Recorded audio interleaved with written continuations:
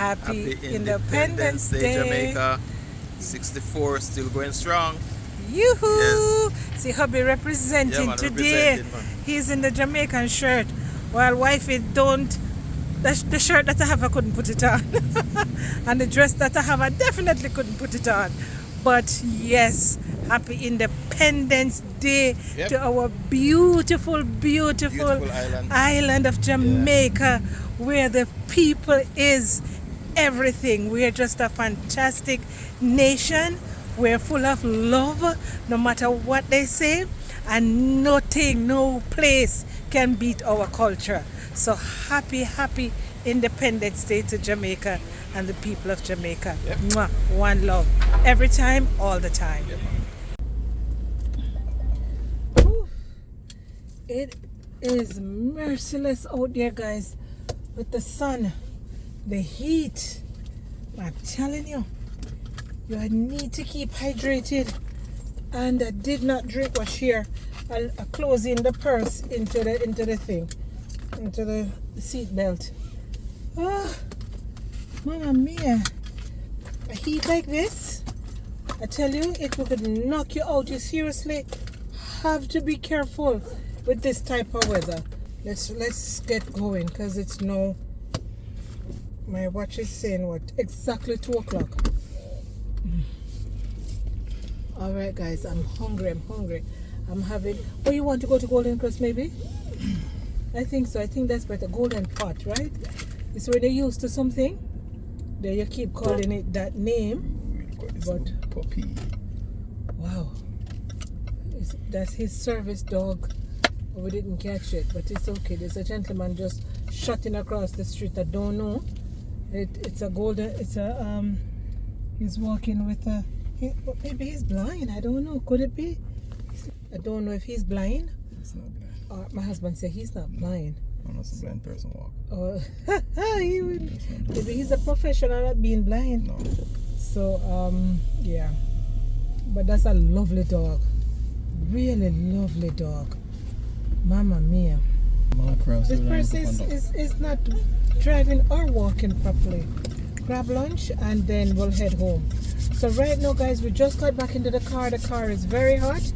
And I have the vent down because I wanted to talk to you right away. So I'm saying all of that to say that I'm going to see you at Golden Pot, because I have to put the window up and turn up the AC because I'm schwitzing, really schwitzing. So see you when we get lunch, okay, guys? It's hot. Hot? It's crazy, man. And there's no breeze much, a slight little breeze. Let me show you the hustling van, guys. The hustling van. You see that ugly looking van here in front of us? These are the dollar vans, the dollar cabs. But as I was saying, those dollar van are dollar bus or dollar taxi, because they have the cars that do the same thing. They were very risky back in the days. They were killing each other pretty much because they were so aggressive. Be a lot of massive craziness, right, baby? Yeah. With them shooting each other over one passenger. And at that time, like I said, they get the name Dollar Van because they used to charge like $1 for the route. And they were very aggressive, risky. Accidents here and there, bumping into each other, cutting off each other to catch a one passenger. It was a mess. But no, it is not as aggressive. And they actually have TLC license, but I don't think they absolutely cannot stop in the bus stop, I believe. No. They have to pick you up anywhere, but just not in the bus stop. So at least, I'm saying that to say, at least if you have an accident, if they have an accident, you have a chance with some insurance money, right? Because after you have an accident, you can't work. You have to get some sort of a compensation. So, they're insured now. So it's not as risky to take them as it used to be before, is the long and short of the story. Guys, we're talking about a lady that works in one of the stores that we're just coming from. The last couple of times we met her, we could see that she's not, You know, she's not, you know, when you don't see a joy on somebody's face in the work environment. She was very pleasant and she's very nice. You know, she have a puppy, I have a puppy, so we talk here and there about our puppies, and she's very helpful. But I could see that the joy was not there. Nobody goes on a vacation in a couple of months unless you own the place. And even if you own the place, you have to be connected somehow to the place. So that tells me she's not there. And I know for a fact that she's a worker, you know. I'm surmising that she's moved on. But we were just saying that it's not worth it to be in a place. There's no joy, you know. You have to figure out, because it's going to suck the life out of you. Suck the life out of you. She just was not looking joyful. Even when she smiled, you could see that the smile was not joyful. But that is most work environment. You know? Most work environment is like, oh, a sacrifice. It is, really is. Yeah, man, it is. You do some jobs, you just do it practically for the money. Yeah. Honestly, I have been lucky and fortunate in this country. Most of my jobs that I did, with the exception of I don't have any exception. Most of them, for the most part, I enjoy what I do. But of course, nobody 100% with their boss. I've had wonderful bosses, let me tell you. But it doesn't matter. Sometimes you get a little bit overwhelmed and you get a little bit, you know, antsy with your boss, right? And he or she gets antsy with you too, but not in a disrespectful way. So for the most part, I didn't have any job that I brutally disliked. No. It's just that you have a commitment, because you have an agreement to go to work. So you have to commit to your schedule. You can't willy-nilly with any job. So that was it. There was no flexibility out of my schedule, you know. And I've always had like responsible positions where, I mean, I guess that's everybody. Every position is responsible. So I take that back. You have to be at work, you know. But in my role, there wasn't a second to what I did where I worked. If I wasn't there, then a lot of things would need to be pushed back until I get back, or there would be like a minimum of assistance that you would be able to get. So yeah, you'd have to pretty much wait. When I go on vacation for 2 weeks and come back, majority of my work would pile up and wait for me. You know, it would only be emergency situations that would be handled, but anything that did not need to be handled, it was always sitting there waiting for me to come back.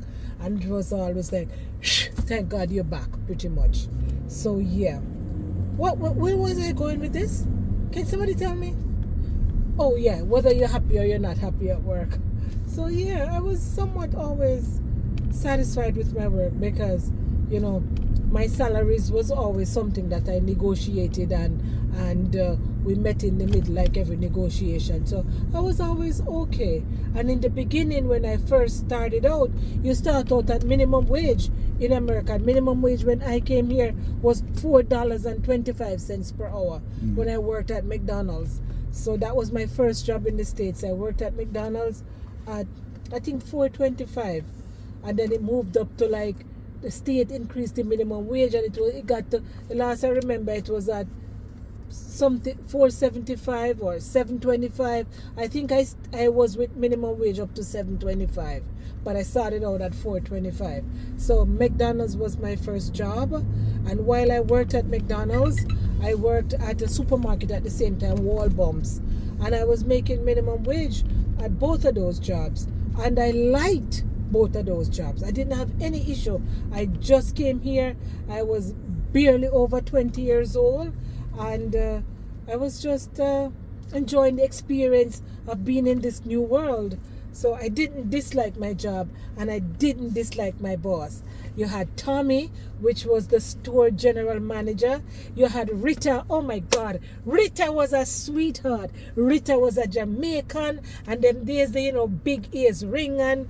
Oh my God, we used to go clubbing with Rita on the weekend sometime. Rita was young also. She was fantastic. Rita, big up yourself. Or if anybody on this vlog who knew Rita when we were working at McDonald's, yes, you know what I'm talking about. And you had Denise at McDonald's. Denise was Miss Chin. Denise was a Chinese girl. It was a Chinese Jamaican girl. I'ma tell you, Denise was fun. Denise was also fun. We used to go to barbecue at Denise's place, and I tell you, man, we were all young and just living life and full of life at McDonald's.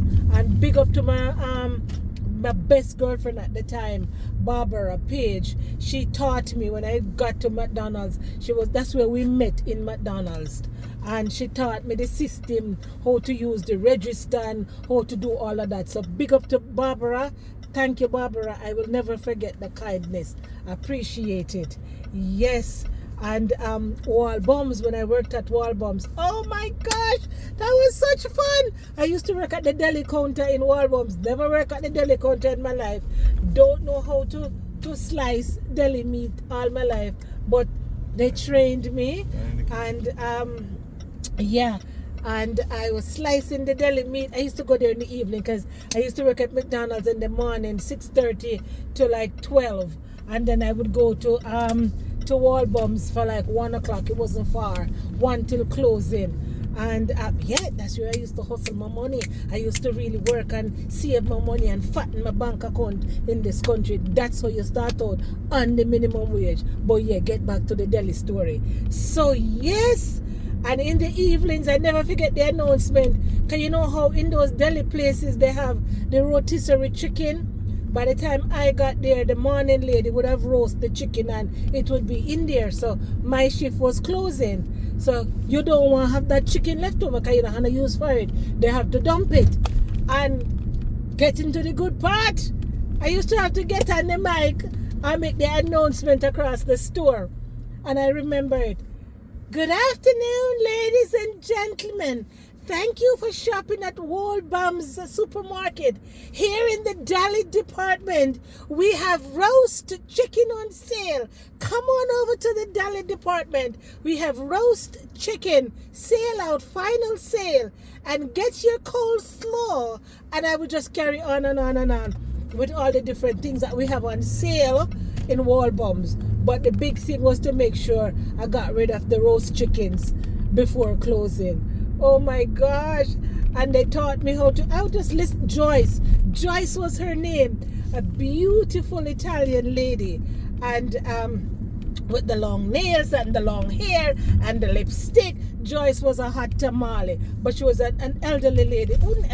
Not elderly, she was in her 60s. 60s is not elderly nowadays. Now that I'm in my 50s, 60s is not elderly. So Joyce was a hot tamale man, and Joyce would make her announcement, and I would listen to how Joyce does it, and Joyce would allow me to do it, and you know, it was just fun. Fun.